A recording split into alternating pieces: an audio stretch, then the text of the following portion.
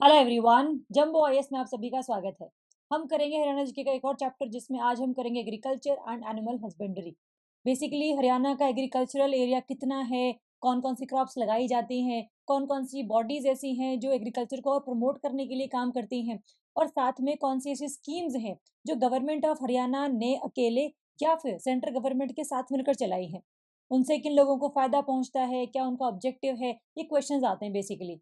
जैसे पहली बार भी क्वेश्चन आए हुए हैं कि यहाँ आपको 4 स्कीम्स दे देते हैं, यहाँ 4 उनके फीचर्स दे देते हैं, तो बोलते हैं कि मैच द फॉलोइंग। या फिर ये पूछ लेते हैं कि हमने जो जो आपको मैच करके दिया है उनमें से कौन सा मैच सही है, कौन सा मैच गलत है ना? तो दोनों ही तरीके के जो क्वेश्चंस हैं वो आते हैं पेपर में, तो दोनों के लिए ही अपने को तैयार रहना है। चलिए, तो जितना भी हम इसमें एग्रीकल्चर करेंगे, क्रॉप्स करेंगे, तो बस बस आपने वो याद करनी है और थोड़ा सा एमसीक्यूज के थ्रू प्रैक्टिस करनी है, सो दैट आपका क्वेश्चन सिली मिस्टेक की वजह से गलत ना हो। ठीक है, चलिए, तो इसी के साथ हम शुरू करेंगे अपना agriculture and animal husbandry. First of all थोड़ा सा फैक्ट देख लेते हैं कि हरियाणा में कितना एग्रीकल्चरल एरिया है, कितना कल्टीवेबल एरिया है, क्या बेसिकली क्या एक फैक्ट है। फर्स्ट ऑफ ऑल अगर हम हरियाणा के जोग्राफिकल एरिया की बात करें तो जोग्राफिकल एरिया कितना है हरियाणा का, इट इज 4.42 मिलियन हेक्टेयर। ये जो यूनिट है वो हेक्टेयर की है, तभी इसमें 4.42 मिलियन लिखा है। अगर इसको हम लोगों ने किलोमीटर स्क्वायर में याद करना होता तो इसको हम लिखते हैं 44212 किलोमीटर स्क्वायर। ये हमने पहले भी देखा हुआ है कि area wise it is around 2.09 of all India, है ना? तो ये अपने को पता है कि किलोमीटर स्क्वायर में अगर होगा तो ये याद करना है, अगर मिलियन हेक्टेयर में आएगा या हेक्टेयर में आएगा तो आपने ये 4.42 याद करना है। ठीक है, चलिए, इसमें से अगर हम कल्टीवेबल एरिया की बात करें कि कितने एरिया पर खेती की जा सकती है, तो that is around 3.95 million hectare. मतलब सिर्फ अराउंड 0.5 मिलियन हेक्टेयर ऐसा एक एरिया है जहां पर खेती नहीं हो सकती। कहाँ नहीं हो सकती वो खेती? जिन सॉइल्स को हम लोगों ने याद किया था एज अ डेजर्ट सॉइल, जिसमें पानी की कमी होती है, मॉइस्चर अवेलेबिलिटी कम होती है। ठीक है, फिर आता है आपका net sown area. This is the land on which crops are actually grown during a year. देखो, जनरली इसको हम समझते हैं, जैसे मान लो हरियाणा की हम बात करें, हरियाणा में ना 100 हेक्टेयर एरिया है जिसके ऊपर खेती होती है। इसमें से सिर्फ 80 हेक्टेयर पर ही जो है इस एक साल में खेती हुई, बाकी 20 को जो है वो खाली छोड़ दिया गया। तो बेसिकली क्या होता है ना कि इस 20 पर क्या पता अगले साल खेती हम कर ले, है ना? या फिर हम ना करें, मर्जी है हमारी। अगर हम कहें कि भाई इस 80 हेक्टेयर पर साल में हमने 2 क्रॉप्स लगाई, एक व्हीट लगाई, एक राइस लगाई, है ना? तो उसको हम लोगों ने बेसिकली क्या होना चाहिए, इट इज़ बेसिकली 160 हेक्टेयर जिसमें हम लोगों ने कल्टीवेशन करी, है ना? तो अगर मैं इसको 160 बोलूँगी तो इसका मतलब होगा that's the gross cropped area of Haryana. ठीक है? लेकिन अगर इसको मैं 80 ही मानूँगी कि भई लैंड तो लैंड है ना, उसके ऊपर आप चाहे कितनी खेती करते चले जाओ, चाहे 3 क्रॉप्स लगा लो। तो हरियाणा का वो एरिया जिसके ऊपर खेती की जाती है और एक साल में प्रॉपर कोई न कोई एक बार तो फसल लगाई गई है, उसे हम कहते हैं नेट सोन एरिया। इसमें हम वो नहीं काउंट करते हैं कि भई इस साल अगर जो लैंड खाली छोड़ दी गई है उसको भी काउंट कर लेते हैं, नहीं। जिस लैंड पर खेती की गई है बस उसको ही हम लोग काउंट करेंगे। नेट है मतलब ये, ठीक है? तो नेट सोन एरिया भी कितना है हमारा, अराउंड 3.584 मिलियन हेक्टेयर। इसमें जो जमीन खाली छोड़ दी गई है उसको हम काउंट नहीं करते। ठीक है, चलिए, अच्छा, ग्रॉस क्रॉप्ड एरिया की बात करोगे तो क्या होगा, उसका मतलब कि एक ही जमीन पर कितनी बार खेती की गई है उसको हम लोगों ने ऐसे एडेड करते चले जाना है। ठीक है, चलिए, इरिगेटेड एरिया ऐसे एरियाज में से कितना है जो सिंचाई से हम लोगों ने इसको बेसिकली प्रोवाइड किया है सारा सिस्टम। तो it is around 94.9% of net sown area, 3.3 million hectare. ये जो कुछ डेटाज है ना ये बहुत इंपॉर्टेंट है, वैसे तो ये याद हो जाएंगे आपको क्योंकि बार बार इनको हम रिवीजन करते रहेंगे। तो ये 4.42 मिलियन हेक्टेयर, 3.95, 3.584, 3.403, ये ना के अराउंड याद करने हैं। अभी 3.403 नहीं याद करना है, सिंपल 3.4 याद करना है हम लोगों ने, या फिर नॉर्मली के 3.5 के आसपास है। इतना भी कर लोगे तो भी चल जाएगा, कोई दिक्कत वाली बात है नहीं हमारे लिए इसमें। Okay, so these are basically some facts about agriculture in Haryana. Okay, इसके साथ हम आगे बढ़ेंगे कुछ अचीवमेंट्स हरियाणा की, कि हरियाणा जो है, पहली बात तो काफी सारा फूड ग्रेन प्रोडक्शन करता है पूरे इंडिया के लिए, और ये सेकंड लार्जेस्ट कंट्रीब्यूटर है of food grains to central pool. पूरे हरियाणा, पूरे दुनिया, अपने इंडिया के मुकाबले इसका जो कल्टीवेबल एरिया है दैट इज ओनली 1.54%, बट फिर भी सेकंड नंबर पर है हम लोग। कि हमने इतना सारा जो फूड ग्रेन है वो सरकार को दिया है, सो दैट हम बफर क्रिएट कर सके, हम लोग जो है स्टॉक्स में लगा सके, है ना, ताकि जब इमरजेंसी आए, डिजास्टर्स आए, तो उसमें से हम वो अनाज निकाल कर लोगों तक बांट सकें।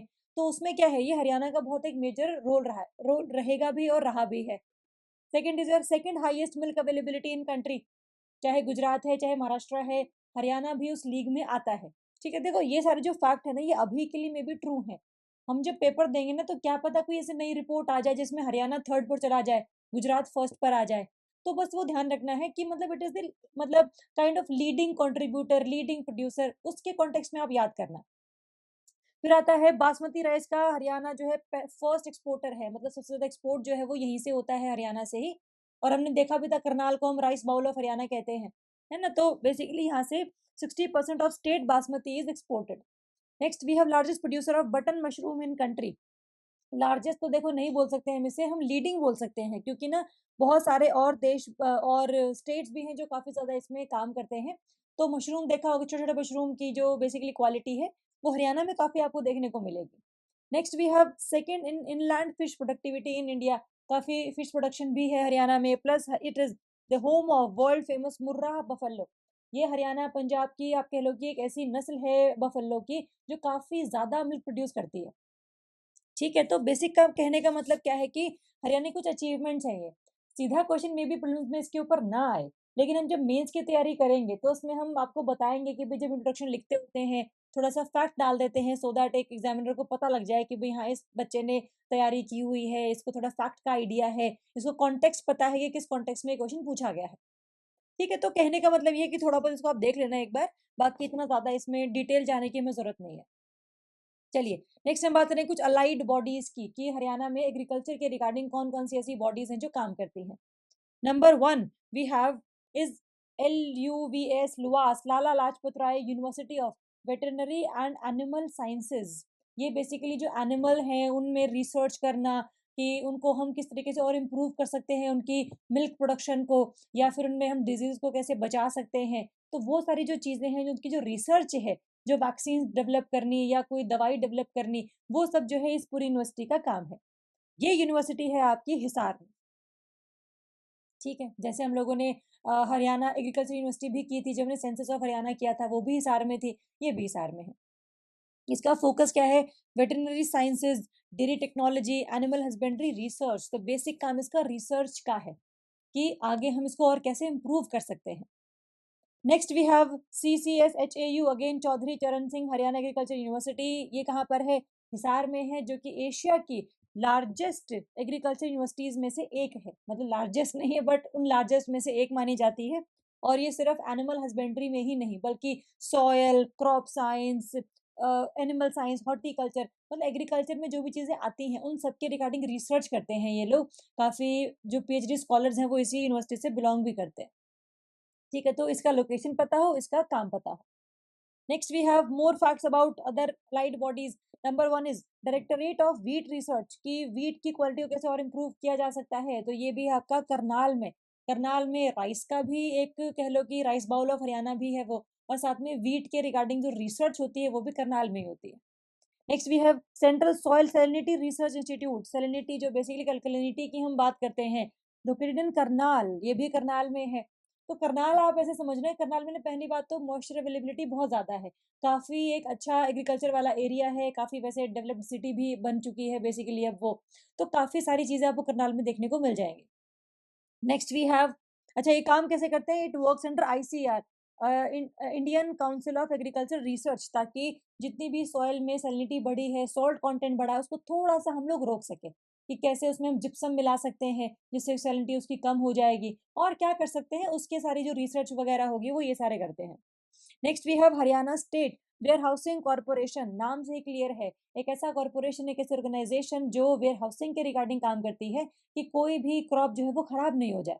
So that's basically providing scientific storage facility for agricultural produce by modern warehouses। कम से कम खेती की जो बेसिक एक फसल है किसी भी किसान की वो खराब हो, है ना, तो उसके रिगार्डिंग वेयर हाउसेस बनाना, कैसे बनेंगे ताकि बारिशों में, सर्दियों में, धूप में जो अनाज है वो खराब नहीं हो। तो ये सारा जो सारा काम है ये है आपका Haryana state warehousing corporation का। ठीक है, तो ये ध्यान रखेंगे, बहुत इंपॉर्टेंट है।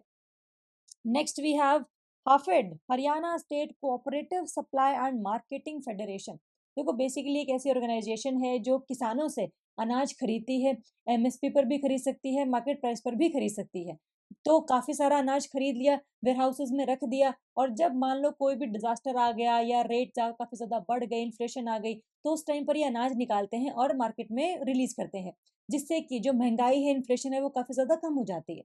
So that's basically the work of Haryana State Cooperative Supply and Marketing Federation, जो कि एक एग्रीकल्चरल मार्केटिंग एंड प्रोक्योरमेंट है, मतलब कि खरीदती भी है प्लस मार्केटिंग भी करती है कि भाई हमारे पास इतना अनाज है, किसी और को चाहिए है तो बता दो, सो दैट महाराष्ट्र के लोग, तमिलनाडु के लोग जो है वो इससे खरीद सके, है ना। तो ये जो पूरा चेन है कि सरकार जो है, अगर अगर किसान का जो अनाज है एमएसपी पर नहीं खरीद रही है, तो हाफेड उस टाइम पर आती है कि भाई वी विल प्रोक्योर योर अनाज। ओके, 1966 में स्टैब्लिश की गई थी, जिस जिस टाइम पर हरियाणा बना था, ठीक है, 1 नवंबर 1966 पर हरियाणा बना था। ये ईयर बेसिस का याद कर लेना, इसका डेट याद करने की जरूरत नहीं है हमें। Next we have, it is one of the largest procurement agencies for wheat, paddy, oil seeds under MSP operations. मतलब आप ये भी कह लो कि it is basically the agent of government, जो कि सारा प्रोक्योरमेंट करता है। अब सेंट्रल गवर्नमेंट खुद तो नहीं आएगी प्रोक्योर करने के लिए, मोदी जी तो नहीं आएंगे खुद से ही, तो इन्होंने काफी सारे ऐसे एजेंट्स से हैं हर स्टेट में, हर डिस्ट्रिक्ट्स में, तो वहां पर जो है सारा काम हाफिड संभालता है। तो कोऑपरेटिव है, तो काफी ज्यादा जो है मतलब लोगों के तरीके से सोचता है कि भाई लोगों का जो अनाज है वो खराब नहीं हो जाए, महंगाई के हिसाब से लोगों का जो रेवेन्यू है वो कम नहीं हो जाए, तो वो सब चीजें भी ये देखता है। चलिए, तो अब हम बात करेंगे मेजर क्रॉप्स ऑफ हरियाणा की। हरियाणा में कौन कौन सी क्रॉप्स लगती हैं? रबी क्रॉप लगती है, खरीफ क्रॉप लगती है। रबी क्रॉप वो होती है जो आपकी अक्टूबर नवंबर में लगाई जाती है और मार्च अप्रैल में काट ली जाती है, हार्वेस्ट कर ली जाती है। खरीफ की वो क्रॉप है जिसको मानसून क्रॉप बोलते हैं, कि जो मानसून का पानी को बेसिकली यूज करती है। तो ये आप कह लो कि मई और जून में लगाई जाएगी और लास्ट में जो है आपका सितंबर अक्टूबर में कट कर ली जाएगी। तो पूरा मानसून जो है वो खरीफ क्रॉप्स के लिए बड़ा मतलब अच्छा माना जाता है। अच्छा मानसून अच्छी खरीफ क्रॉप, बुरा मानसून बुरी खरीफ क्रॉप, तो that's basically the relation between these two. चलिए, पहले हम बात करेंगे वीट की। वीट है आपके एक रबी की क्रॉप, जिसको हम लगाते हैं सर्दियों में और मार्च अप्रैल में इसकी कटाई करते हैं। ठीक है, तो हरियाणा जो है वो 13% ऑफ पूरे इंडिया का वीट प्रोड्यूस करता है, और ग्रीन रेवोल्यूशन के टाइम पर हरियाणा, पंजाब, वेस्टर्न यूपी, ये तीन ऐसे जगहें थी जिनमें हरित क्रांति काफी ज्यादा फेमस हुई। तो वहां पर क्या हुआ था, आपके HYV सीड्स का इस्तेमाल हो रहा था। इन बीजों का, इन सीड्स का बेसिक मकसद ये था कि हम जो प्रोडक्टिविटी है उसको बढ़ाएं, एक ही हेक्टेयर वाले एरिया में ज्यादा क्रॉप हम लोग लगाएं।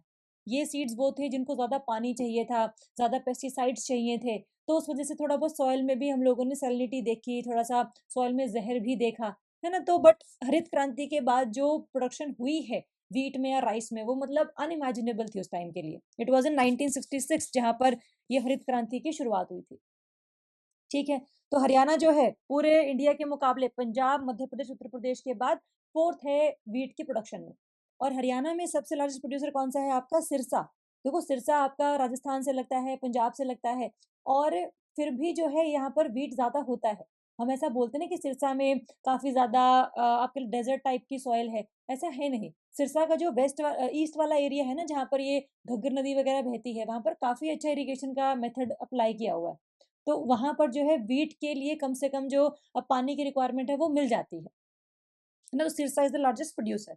बाकी इसके आसपास के लगते हुए सारे स्टेट्स, जींद हो गया, भिवानी, हिसार, कैथल, फतेहाबाद, मतलब उसी बेल्ट की हम बात कर रहे हैं जहां पर वीट लगता है ये। ठीक है, तो सिरसा के आसपास वाले ही सारे एरियाज हैं ये। चलिए, इसमें हम वो नहीं कर रहे हैं कि वीट को लगने के लिए क्या कंडीशंस चाहिए हैं, पाला इसके लिए खतरनाक होता है, सर्दियों की बारिश इसके लिए अच्छी होती है, वो तो देखो है ही है, वो तो हम करेंगे ज्योग्राफी में। अभी बस हम हरियाणा जीके पर फोकस कर रहे हैं, सो दैट बहुत ही ऐसे कम्बरसम लेक्चर ना हो जाए ये वाला। ठीक है, चलिए, नेक्स्ट है आपका ग्राम। ग्राम या चिकपी, चना, छोला, वो व्हाइट छोले देखे होंगे आप लोगों ने, तो वो भी हरियाणा में काफी ज्यादा उगते हैं और इनको ज्यादा पानी की रिक्वायरमेंट नहीं होती। ये है आपके अराउंड सेमी एरिड रीजन में ये उग जाते हैं, और कम इरिगेशन इसको चाहिए है as compare to wheat as well.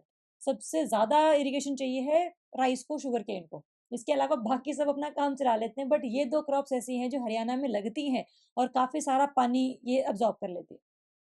ठीक है, अगर हम देखें ग्राम चिकपी में जो है भिवानी, महेंद्रगढ़, हिसार सिरसा वाला जो एरिया है वो काफ़ी ज़्यादा फेमस है इसके लेके, है ना? क्योंकि अब बारिश थोड़ी सी कम होती है उन एरियाज में, इरिगेशन के मेथड ज़्यादा अगर नहीं है तो इसको ज़्यादा इरिगेशन चाहिए ही नहीं है, हमें फ़र्क ही नहीं पड़ता इस चीज़ से फिर। ठीक है, तो भिवानी जो है it is largest producer of gram chana या मतलब ग्राम और चना या छोला वटेवर। अब देखो याद करने के तरीके करने पड़ेंगे आप लोगों को, है ना? जैसे मैंने कुछ न्यूमेरिक्स बना रखे हैं, जैसे काफ़ी अगर हम रोटी खा लेते हैं ना, तो ऐसे 5-6 रोटी खा ली, फिर लस्सी भी पी ली, तो ऐसे नींद सी चढ़नी शुरू हो जाती है, सिर दर्द होना या फिर सिर में ना ऐसे चक्कर सा बन जाता है। तो व्हीट के लिए जो है वो सिरसा सबसे लार्जेस्ट प्रोड्यूसर है क्योंकि उसमें सिर है। व्हीट की काफ़ी रोटियाँ खा के काफ़ी सिर चकराता है तो सिरसा। अगर हम जैसे छोले की बात करें, राजमा की बात करें तो काफ़ी ऐसे घरों में नॉर्मली ये बनते नहीं है, ऐसे हफ्ते में 1 बार बन गए तो काफ़ी टेस्टी से होते हैं, माँगते रहते हैं बच्चे कि ये बना दो, वो बना दो, तो कभी-कभी मिलते हैं ये। तो हमें भी खाने हैं तो भिवानी से मैंने इसको याद किया हुआ है। ये देखो मेरे याद करने का तरीका है। आपको अगर कोई और तरीका अच्छा लगता है तो आप वो कर सकते हैं, लेकिन पेपर में जब क्वेश्चन आएगा ना कि ये रही 4 क्रॉप्स और ये रहे 4 डिस्ट्रिक्ट्स, इनको मैच कर दो। तो फिर याद होना चाहिए कि भई हाँ, Sirsa is for wheat and Bhiwani is for your चना और छोला, ठीक है? चलिए, बाकी चने-छोले की सबसे ख़ास बात ये भी है कि प्रोटीन इंटेक काफ़ी बढ़ जाता है स्पेशली फॉर रूरल हरियाणा। तो काफ़ी इसमें सॉइल को भी अच्छी एक नाइट्रोजन मिल जाती है, काफ़ी एक्सपोर्ट भी अगर हम इसको करते हैं तो दाम भी अच्छे मिल जाते हैं, तो काफ़ी ज़्यादा ख़ास बातें हैं पल्सेस को उगाने की। चलिए, नेक्स्ट है मस्टर्ड, सरसों की खेती जो है it needs cool weather in its early stage and dry condition at maturity, ये भी है आपकी रबी की क्रॉप, ठीक है। महेंद्रगढ़ जो है वो लार्जेस्ट प्रोड्यूसर है पूरे हरियाणा में, क्योंकि यहाँ पर जो कंडीशंस हैं एग्रो क्लाइमेटिक की भी ठंड ठीक ठाक पड़ लेती है और बारिश भी कम होती है, और बारिश कम ही चाहिए है सरसों के पौधे को। बाकी बार पूरे हरियाणा में सरसों उगती है, ऐसी बात नहीं नहीं उगती है, पानीपत सोनीपत हर जगह पर आपको सरसों के खेत मिल जाएंगे, बट महेंद्रगढ़ ऐसा है जहाँ पर काफ़ी ये लार्ज नंबर में उगाया जाता है। इसके आसपास के लगते हैं और एरियाज भी, भिवानी रेवाड़ी हिसार सिरसा, इन सब के लिए बड़ा फेमस है ये, है ना? तो बेसिकली महेंद्रगढ़, तो एम से मस्टर्ड है, एम से महेंद्र है ना? सरसों की खेती है या फिर आप कह लो कि महेंद्र मस्त रहता है ना? तो महेंद्र नाम का कोई लड़का है वो मस्त मस्त रहता है बिल्कुल, तो मस्टर्ड से ये मस्त याद कर लो और महेंद्रगढ़ का महेंद्र याद कर लो। तो याद कर सकते हैं, अच्छे तरीके हैं वैसे तो आप अगर याद करना चाहें तो। नेक्स्ट है बार्ले, जौ की खेती। सीरियल क्रॉप है बेसिकली ये कि जिसको फूड प्लस फॉडर दोनों में इस्तेमाल किया जाता है, मतलब इंसान भी खा सकते हैं और जो एनिमल्स हैं उनके लिए भी काफ़ी ये उगाया जाता है। ठीक है? तो कूलर टेम्परेचर चाहिए होता है इसको, शॉर्टर ग्रोइंग सीज़न है, फटाफट उग जाता है, कोई दिक्कत नहीं आती है। ज़्यादा बड़ा लंबा सीज़न है, जैसे शुगरकेन को 9 महीने लगते हैं पूरे उगने में, इसको इतना टाइम नहीं लगता। तो जनरली जो है जानवरों के लिए, एनिमल्स के लिए इसको हम लोग प्रेफ़र करते हैं। Next we have larger barley producing districts are Ambala, Karnal, Mahendragarh, है ना? तो ये सारे एरियाज़, वैसे तो पूरा हरियाणा ही कवर्ड है बार्ले में, क्योंकि हर जगह पर जो है गाय भैंसे रखी होती है लोगों ने, तो उनके लिए बार्ले वगैरह चाहिए होता है, तो खेती जनरली होती है आस-पास पूरे पूरे हरियाणा में। तो अम्बाला हो गया ये नॉर्दर्न वाला साइड, सोनीपत है आपका ये थोड़ा साउथ वाला साइड, महेंद्रगढ़ हो गया वेस्टर्न, और आपका ये करनाल, हिसार, सिरसा, ये सारे एरियाज़ में बार्ले जो है लगती है। चलिए, नेक्स्ट हम बात करेंगे ज्वार। ज्वार की खेती क्लाइमेट रेजिलिएंट क्रॉप है, क्लाइमेट में टेम्परेचर ज़्यादा हो, टेम्परेचर कम हो, बारिश ज़्यादा हो, बारिश कम हो, इसको फ़र्क नहीं पड़ता। ये उगेगी और उग के ही रहेगी। ठीक है? तो क्लाइमेट रेजिलिएंट क्रॉप है, सूखा, बाढ़, पानी सब झेल जाती है ये।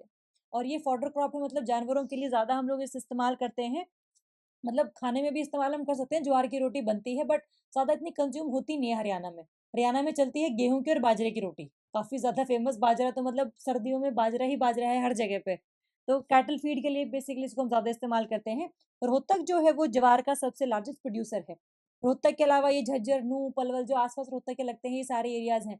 तो अगर आपको लार्जेस्ट भी याद हो गया, तो उसके आस-पास के लगते एरियाज़ भी बेसिकली क्या होंगे आपके producing districts of that crop. है ना? तो रोहतक से आप इसको याद कर सकते हैं। कैसे याद करोगे? ज्वार है, रोहतक है, या ओ से याद कर लो, मर्ज़ी है तुम्हारी, हो जाएगा याद, कोई दिक्कत नहीं है। इसका भी कुछ और भी अगर आपने बनाना हो कि भई रोहतक के लोगों में ज़ोर ज़्यादा होता है, ऐसे भी आप याद कर सकते हैं इसको। कुछ भी आप ऐसे मतलब निमोनिक्स बनाओगे तो याद हो जाएँगे हमें। चलिए भई, नेक्स्ट बात करेंगे कॉटन की। कॉटन है आपकी खरीफ की क्रॉप जो कि हरियाणा में लगती है। 2 टाइप की कॉटन है पूरे हरियाणा में। अमेरिकन कॉटन है जिसका लॉन्ग स्टेपल है, मतलब थोड़ा-सा लंबा धागा जिसको हम बोलते हैं। और एक इंडियन कॉटन जिसको हम देसी वैरायटी बोलते हैं। अमेरिकन वैरायटी का लॉन्ग, शाइनी, स्ट्रॉन्गर फाइबर्स हैं।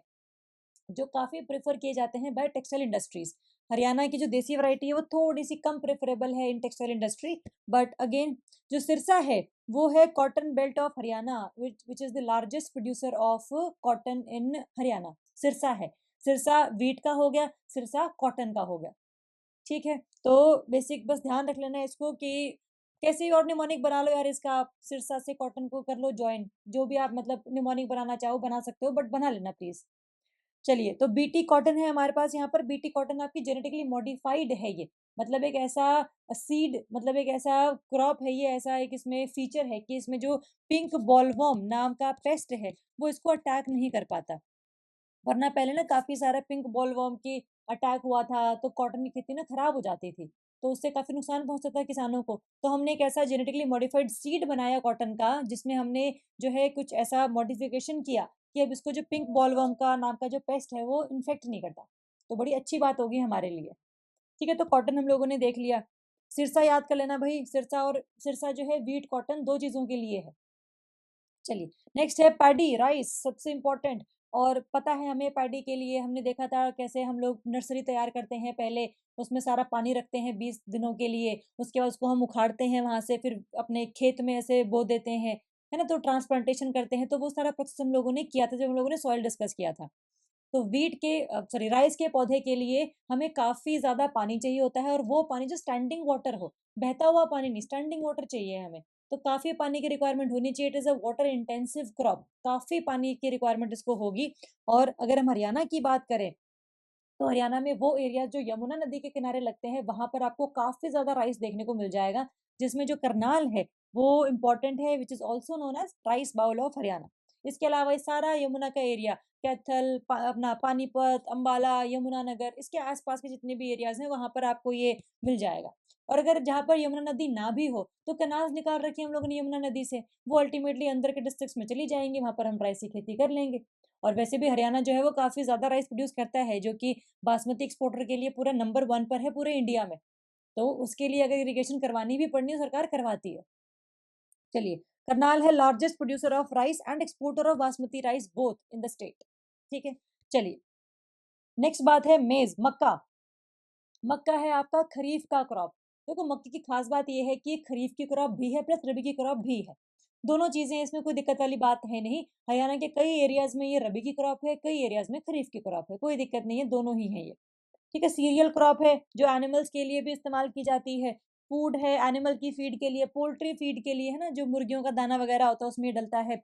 Raw material for starch industries, मतलब जो ये अपना शुगर वगैरह बनाने की इंडस्ट्रीज वगैरह होती है तो वहां पर भी जो है ये इस्तेमाल होता है। अगर आप देखो कहाँ पर ये मिलता है, तो ये अंबाला में, पंचकुला में, यमुनानगर में, जो आपका ये बिल्कुल नर्दर्न इंडिया है वहां पर काफी ज्यादा, सॉरी नर्दर्न हरियाणा है वहां पर आपको ये देखने को मिल जाएगा।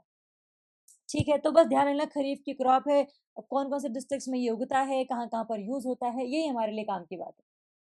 चलिए, नेक्स्ट हम बात करेंगे बाजरा। बाजरा है आपका मेजर खरीफ कोर्स सीरियल, कि बेसिकली खरीफ का क्रॉप है और इसको एनिमल्स भी खाते हैं, इसको ह्यूमंस भी खाते हैं। और हरियाणा में बाजरे की रोटी सबसे ज्यादा फेमस है सर्दियों में। जितने भी आपके यार दोस्त होंगे जो अलग अलग स्टेट से होंगे वो सारे यही बोलते हैं कि यार हरियाणा में अब तो सर्दियां आ गई हैं तो बाजरे की रोटी खिला दो हमें, तो बहुत फेमस है। बाजरे की रोटी हो गया, उसमें इतना सारा टिंडी घी रख के खा लो, लस्सी पी लो साथ में, बथुए का रायता, तो वो जो पूरी एक डिश है वो काफी फेमस है पूरे हरियाणा में ही नहीं बल्कि पूरे आसपास के डिस्ट्रिक्ट्स में भी, आसपास के स्टेट्स में भी काफी डिमांड है उस चीज की। ठीक है, तो क्योंकि बेसिकली क्या है, इसकी खास बात ये है कि बहुत कम पानी चाहिए, इसको लगा सकते हैं, और प्रोटीन इंटेक काफी ज्यादा अच्छा है, आयरन कंटेंट काफी अच्छा है बाजरे में। उगता कहाँ पर है, सैंडी प्लस लाइट सॉइल्स में, है ना, तो काफी मतलब ऐसी सॉइल्स जहां पर ज्यादा पानी ना हो और उनका कलर भी हल्का हल्का ब्राउन ना हो, ह्यूमस ना हो सॉइल में, तब भी कोई बात नहीं, लाइट कलर सॉइल में भी आपको देखने को ये मिल जाएगा। भिवानी है लार्जेस्ट प्रोड्यूसर ऑफ बाजरा, ये बहुत इंपॉर्टेंट है। ठीक है, तो भिवानी का भी हम लोगों ने, एक तो बाजरा याद रखना है, एक भिवानी का हम लोगों ने डिस्कस किया था, दिस ग्राम।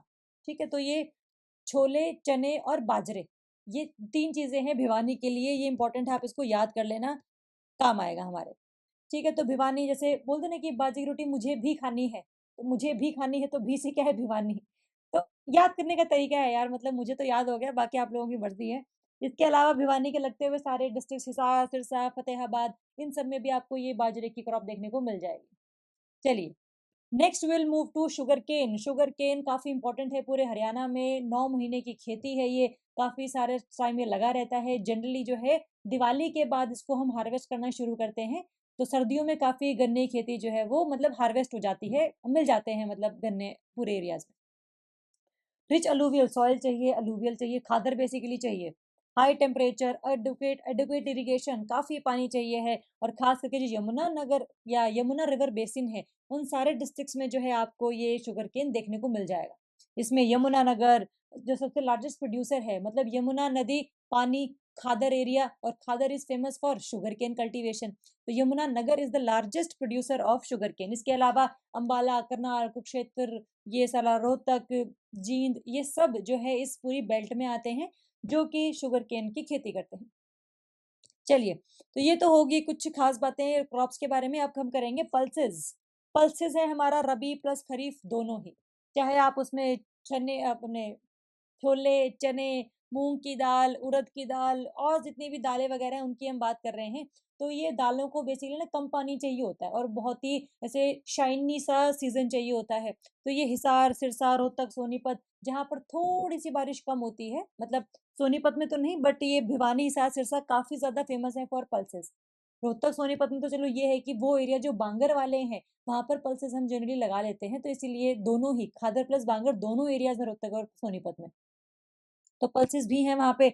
पता ही है हमें पल्सेस का सारा, और क्या अच्छा बात है, उसमें नाइट्रोजन फिक्सेशन हो जाती है, एक्सपोर्ट पे दाम अच्छे मिल जाते हैं, प्रोटीन इंटेक लोगों का बढ़ जाता है, और जो हमारी सॉइल है उसके लिए भी काफ़ी ज़्यादा ये अच्छी मानी जाती है। ठीक है, तो ये सारी क्रॉप्स इंपॉर्टेंट हैं, याद करनी है हम लोगों ने। नेक्स्ट हम लोग बात करें कुछ गवर्नमेंट की स्कीम्स की जो बहुत इंपॉर्टेंट है याद करनी, क्योंकि इनमें से क्वेश्चन आएगा। पहली स्कीम जो है वो है हमारी कृषक उपहार योजना। कृषक मतलब किसान। तो कृषक उपहार योजना बेसिकली ये है कि भाई जो किसान है ना, अपना जो अनाज है वो मंडीज में बेचे। वो मंडी जो नोटिफाइड है बाय स्टेट गवर्नमेंट, ऐसे ही मार्केट में ना बेच दे कि भाई किसी को भी माल बेच दिया, कितने बड़े बड़े कट्टे गेहूं के भर के लाए, ट्रैक्टर चलाया और जो है अलग अलग एरियाज में लोगों को सीधा बांट दिया। उनको अगर बिल्कुल बढ़िया प्राइस चाहिए अपने अनाज का, तो उनको बेचना है सेलिंग, मतलब आउटसाइड सेलिंग नहीं करनी है, बल्कि नोटिफाइड मंडीज में जो गवर्नमेंट नोटिफाई करी है वहां पर इनको लेकर आए, जिसमें उनको सेल रिसीट मिलेगी from their arhtiya after selling their crop. सभी स्कीम्स के लिए मतलब सभी अपने क्रॉप्स के लिए पॉसिबल है ये, रबी प्लस खरीफ दोनों के लिए ही। और सारे के सारे, चाहे एमएसपी पर हो वाली क्रॉप, चाहे नॉन एमएसपी पर हो, सभी क्रॉप्स को आप नोटिफाइड मंडीज में बेचो, सो दैट एक आइडिया लगा रहे सरकार को भी कितना अनाज पूरे हरियाणा में है, कितना हम औरों को दे सकते हैं, कितना हमें और रिजर्व में रखना है। तो वो जो पूरा प्रॉपर एक स्कीम्स हैं, जो प्रॉपर एक पॉलिसी है, वो सरकार बना पाती है, सो दैट ऑफिशियल रिकॉर्ड्स में लोग मतलब किसानों के पास ये हो कि हमने जो है चीजें बेची हैं, एक सबूत हो कि भाई अगर मान लो आड़ती जो है मुकर भी जाए कई बार, तो स्लिप होती है आपके पास कि भाई मैं गवर्नमेंट नोटिफाइड मंडीज में आया था, मुझे स्लिप मिली थी, तो सरकार को पता होता है कि भाई हाँ इस किसान के पैसे देने हैं। तो दैट उपहार योजना इज बेसिकली कि भाई किसान को हम और इनकरेज करें कि भाई अपना जो आप अनाज है ना, वो बाहर मत बेचो, मंडीज में आकर बेचो। ठीक है, चलिए। नेक्स्ट है एग्री शक्ति, नमो ड्रोन दीदी स्कीम। नमो ड्रोन दीदी बड़ी फेमस स्कीम है ये। इसमें क्या है ना, जो दीदीज हैं मतलब जो विमेन है, उनको हम लोगों ने ड्रोन सिखाने हैं। ड्रोन की मतलब पूरा वर्किंग सिखानी है, खराब हो जाए तो ठीक कैसे करते हैं वो भी सिखाना है। और ड्रोन का इस्तेमाल करेंगे कहाँ? ड्रोन का इस्तेमाल करेंगे फर्टिलाइजर्स को पुट करने में। जैसे नॉर्मली हम ऐसे ऐसे फेंकते हैं ना भी तो हाथों से, जो बड़े बड़े फार्म्स हैं उनको हम ड्रोन्स के थ्रू जितना भी फर्टिलाइजर्स का एरिया है वो कवर करवाएंगे। इससे प्रमोट होती है हमारी प्रिसीजन फार्मिंग, कि भाई हम लोग ना उसी टाइम पर उसी जगह पर जो है फर्टिलाइजर गिराएं जहां पर रिक्वायरमेंट है। प्रॉपर ऐसे नहीं कि भाई सारे ऐसे बीज ऊपर हवा में किए और जहां जहां गिरे कोई बात नहीं, अच्छी बात है ना, तो वैसा नहीं। प्रिसीजन फार्मिंग मतलब ड्रिप इरिगेशन की बात की थी ना हम लोगों ने एक बार, कि भाई पाइप में जो पानी निकलेगा वो सीधा रूट ऑफ द प्लांट पे जाएगा और कहीं नहीं जाएगा, इवेपोरेशन भी कम होगा उससे। तो वो फार्मिंग के लिए जो ड्रोन दीदी स्कीम है वो काफी इंपॉर्टेंट मानी गई है, और विमेन एम्पावरमेंट के लिए भी अच्छी है। ड्रोन टेक्नोलॉजी को भी बढ़ावा मिलेगा, drone spraying services for fertilisers for insecticides to farmers, है ना, plus financial supports to women. तो काफी इनकम भी इनकी जनरेट होगी। कोशिश ये है कि जो इस स्कीम के अंदर 1 लाख रुपए तो है कम से कम पूरे साल में जो विमेन है वो कमाए। So that's basically the target, that 1 lakh rupee should be the annual income of any women. ठीक है, तो कॉन्फिडेंस आता है यार कि मतलब कुछ आता है लाइफ में, ड्रोन उड़ाना आता है, जो है कुछ बढ़िया काम कर रहे हैं, टेक्नोलॉजिकल अपग्रेडेशन है, चीज़ों के बारे में पता है, तो एम्पावरमेंट उसी को ही कहते हैं जनरली। पैसा है चलो वो तो अलग बात है, लेकिन अपने आप में कॉन्फिडेंस होना बहुत ज़रूरी है। तो उसके रिगार्डिंग ये स्कीम है। तो रूरल वुमेन के लिए खास करके ये स्कीम लेकर आई गई कि भाई अगर रूरल वुमेन चाहती है कोई काम करना, तो ट्रेनिंग हम लोग देंगे। ट्रेनिंग हम देंगे, जो है आपको पूरा सिखाएँगे हम लोग, जो भी चीज़ें ठीक करनी है वो सारा हम बताएँगे आपको। तो आपको कोई पैसा नहीं देना, तो बस स्किल सीखनी है आपने। ठीक है? तो ड्रोन दीदी स्कीम है ये। नेक्स्ट वी हैव भवंतर भरपाई योजना। देखो भरपाई का ही मतलब है कंपनसेशन, कि अगर मान लो आपकी क्रॉप खराब हो गई, तो जो है सरकार आपको उसकी भरपाई करके देगी एज अ कंपनसेशन। तो ये स्कीम है आपकी price deficiency payment scheme of Haryana. मान लो कि एकदम से प्राइस क्रैश हो गया, जैसे मान लो कि आपने मतलब काफी अच्छी क्रॉप हुई हर किसी की, फिर वो हर किसी की होगी, तो सप्लाई ज्यादा है डिमांड कम है, तो प्राइस गिर जाएगा, क्योंकि सबने बेचनी है अपनी चीजें, खरीद कोई रहा नहीं है। तो ऐसे केस में अगर पहले आलू 40 रुपए किलो बिकता था, तो अब वो बिक रहा है 2 रुपए किलो या 5 रुपए किलो। तो जो 35 रुपए का घाटा हुआ है फार्मर को, क्योंकि प्राइस क्रैश हो गया है मार्केट में, वो जो कंपनसेशन है वो कौन देगा आपको? सरकार देगा फॉर सर्टेन क्रॉप्स। और ये पहले से ही डिसाइड होता है कि भाई अगर आपका when the market price falls below the pre fixed compensation price, the government will pay the difference directly to farmers. सरकार ने बोला था कि भाई एमएसपी पे मैं आपके 1,000 रुपए जो है इस पे खरीदूंगा ये 1 टन। अब जो है प्राइस ही गिर गया 800, तो बाकी के जो 200 रुपए हैं ये सरकार देगी सीधा किसान को। ठीक है? तो भरपाई स्कीम है, कंपनसेशन स्कीम है। ये सिर्फ क्रॉप्स के लिए नहीं है, मतलब सिर्फ अनाज के लिए नहीं है, वेजिटेबल, फ्रूट, कमर्शियल क्रॉप्स भी कुछ सिलेक्टेड वाली हैं, उसके लिए एप्लीकेबल है ये सारी स्कीम। ठीक है? बट हाँ, ये है कि फार्मर्स को पहले रजिस्टर करना पड़ेगा before taking any compensation from the government. तो रजिस्ट्रेशन काफ़ी ज़रूरी है, कि मैं इतना उगा रहा हूँ, है ना? इतना पानी का इस्तेमाल हुआ है, इतना मैं एक्सपेक्ट करता हूँ कि प्राइस जाएगा। तो वो सब चीज़ें पहले रजिस्टर होनी चाहिए। चलिए, नेक्स्ट है प्रधानमंत्री फसल बीमा योजना। फसल का बीमा करवा लो। अगर मान लो कोई क्रॉप लॉस हो गया, डिज़ास्टर आ गई, काफ़ी रेनफॉल हो गया, ओले पड़ गए, कुछ भी हो गया, तो जो आपकी क्रॉप खराब हुई है, उसका जो है बीमा आपने करवाया होगा पहले, तो उसका जितना भी प्राइस होगा वो आपको मिल जाएगा। तो एक जैसे इंसान का बीमा होता है ना, वैसे ही फसल का भी करवा लो। बेसिकली क्या है ना, इसमें खरीफ सीज़न वाली क्रॉप्स भी इसमें सारी की सारी हैं, रबी वाली भी है इसमें सारी की सारी। तो बेसिकली क्या है ना, जैसे प्रीमियम भरना पड़ता है हमें। जैसे मान लो कि एज़ अ फसल मान लो मेरी 1 हेक्टेयर की ज़मीन थी, उसमें मैंने एक क्रॉप लगाई जिसकी कीमत अराउंड कह लो कि 2 लाख में बेचती, अगर मैं सही ढंग से बिक जाती तो। 2 लाख का मैंने बीमा करवा लिया, तो प्रीमियम जाता है मान लो उस सीज़न में हर महीने भरना पड़ता है या 6 महीने का भर लो, वो तुम्हारी मर्ज़ी है। मान लो कि प्रीमियम है आपका इसका 20,000, कि भई आप हर साल ना 20,000 रुपए भरते रहो। आपका ना बीमा ऐसे एक्सटेंड करते रहेंगे, कंटिन्यू करते रहेंगे हर साल के लिए, बस आपको 20,000 रुपए पे करने हैं। अगर क्रॉप आपकी अच्छी निकल गई तो पैसे तो देखो इंश्योरेंस वालों के पास चले गए, लेकिन अगर क्रॉप खराब हो गई तो 2 लाख रुपए जो है आपको मिल जाएँगे। तो ये प्रीमियम भी ना पूरा नहीं देना आपको, प्रीमियम का सिर्फ 2% देना है फॉर खरीफ क्रॉप, 1.5% देना है फॉर रबी क्रॉप, और 5% देना है फॉर एनुअल हॉर्टिकल्चरल क्रॉप्स। ठीक है? तो ये फार्मर का शेयर है of premium fixed at maximum of, इससे जो है ज़्यादा फार्मर को प्रीमियम नहीं देना। बाकी जो बचा प्रीमियम है वो सेंटर और स्टेट गवर्नमेंट आपस में आधा-आधा कर लेंगे। तो मतलब अच्छी बात है, सरकार ने प्रमोशन किया है लोगों को बीमा करवाने के लिए फसल का। तो अगर मान लो क्रॉप खराब भी हो गई, तब भी इनके ही हक में बात जाएगी ना। तो दैट्स बेसिकली द रीजन। तो ये risk of preventive sowing, post harvest loss, hailstorm, ओले, है ना, बाढ़ आ जाना, तो ये सब सारी चीजें जो है वो इसमें कवर हो जाएंगी। ये ध्यान रखना, 2%, 1.5% प्लस 5%, और बाकी बचा प्रीमियम सेंटर और स्टेट गवर्नमेंट हाफ हाफ। चलिए, नेक्स्ट है आपका एग्रीकल्चरल इंफ्रास्ट्रक्चर फंड। ये फंड है बेसिकली भाई, ये सेंट्रल सेक्टर स्कीम है, मतलब सारा पैसा कौन देगा? सेंट्रल गवर्नमेंट देगी।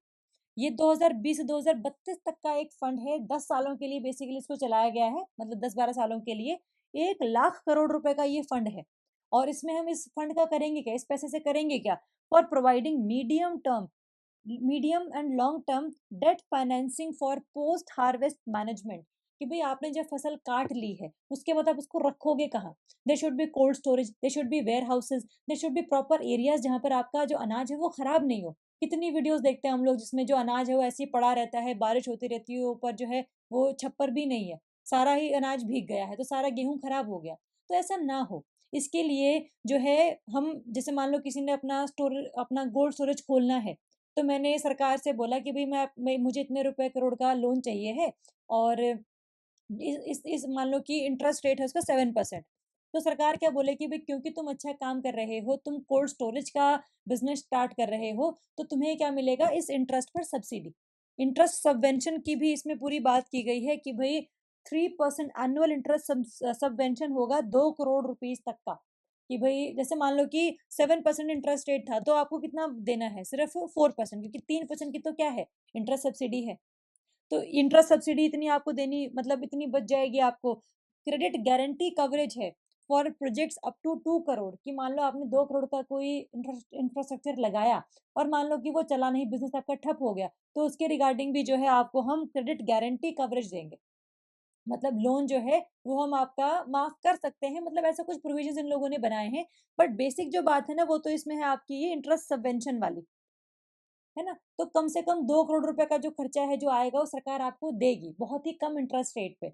तो वो कहाँ से आएगा पैसा, सारा का सारा एग्रीकल्चर इंफ्रास्ट्रक्चर फंड से। तो हरियाणा में जितना भी है ये पोस्ट हार्वेस्ट लॉस हो गया, स्टोरेज को इम्प्रूव करने के लिए, वैल्यू एडिशन करने के लिए, लाइक क्रॉप वीट बासमती वगैरह, इन सब के लिए काम आएगा ये। तो काफी इंपॉर्टेंट एक स्कीम है जो हमें पता होनी चाहिए। ठीक है।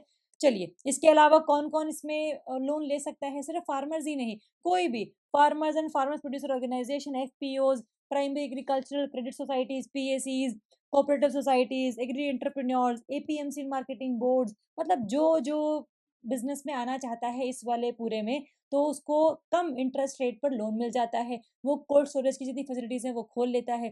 कोई भी अगर दिक्कत आती है लोन चुकाने में, तो सरकार जो है उसकी हेल्प करती है, गारंटी देती है कि भाई 2 करोड़ रुपीज तो जो है सरकार आपको दे सकती है अगर आपका बिजनेस फेल हो जाता है तो। ठीक है, तो that's basically overall some features of this scheme, ये पता होने चाहिए। चलिए, तो यहाँ पर हमारा कुछ एग्रीकल्चर एनिमल हस्बेंड्री ये खत्म होता है। आई होप ये समझ में आया होगा आप लोगों को, और आप इसको पढ़ेंगे, नोट से भी रिवाइज करेंगे, और एमसीक्यूज को प्रैक्टिस करके देखेंगे कि भाई कैसे एमसीक्यूज बनते हैं इसमें। ठीक है। बाकी और स्कीम्स भी रहती है वैसे, इसमें मैं करवाऊंगी आपको प्रॉपर, एक हम क्लास और कंडक्ट करेंगे जिसमें हम स्कीम्स ऑफ हरियाणा डिस्कस करेंगे।